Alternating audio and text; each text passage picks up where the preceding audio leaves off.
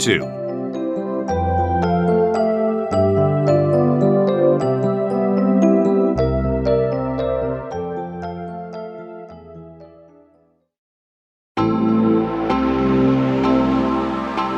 So I lived all alone, without anyone I could really talk to, until I had to make a crash landing in the Sahara Desert 6 years ago.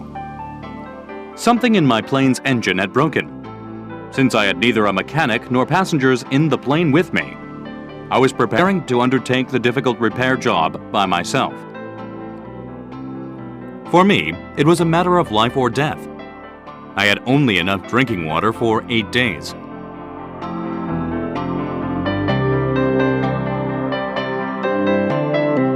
The first night, then, I went to sleep on the sand 1,000 miles from any inhabited country. I was more isolated than a man shipwrecked on a raft in the middle of the ocean.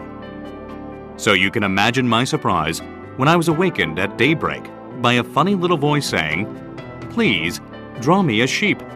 What? Draw me a sheep? I leaped up as if I had been struck by lightning. I rubbed my eyes hard.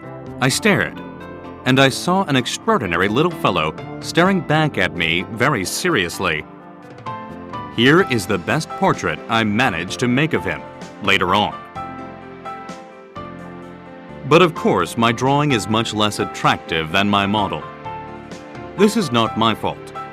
My career as a painter was discouraged at the age of 6 by the grown-ups, and I had never learned to draw anything except boa constrictors, outside and inside. So I stared wide-eyed at this apparition.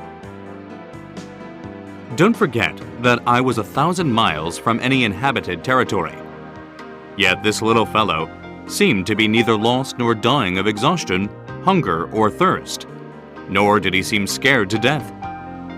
There was nothing in his appearance that suggested a child lost in the middle of the desert 1,000 miles from any inhabited territory. When I finally managed to speak, I asked him, "But what are you doing here?" And then he repeated, very slowly and very seriously, "Please, draw me a sheep."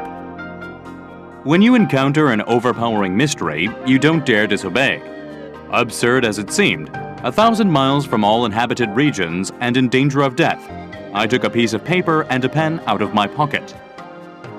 But then I remembered that I had mostly studied geography, history, arithmetic, and grammar. And I told the little fellow, rather crossly, that I didn't know how to draw. He replied, "That doesn't matter. Draw me a sheep." Since I had never drawn a sheep, I made him one of the only 2 drawings I knew how to make. The one of the boa constrictor from outside, and I was astounded to hear the little fellow answer, No, I don't want an elephant inside a boa constrictor.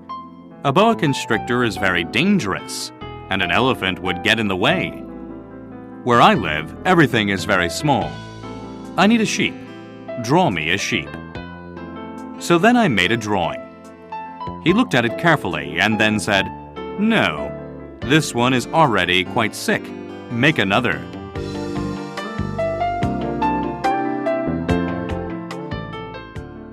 I made another drawing. My friend gave me a kind, indulgent smile. "You can see for yourself.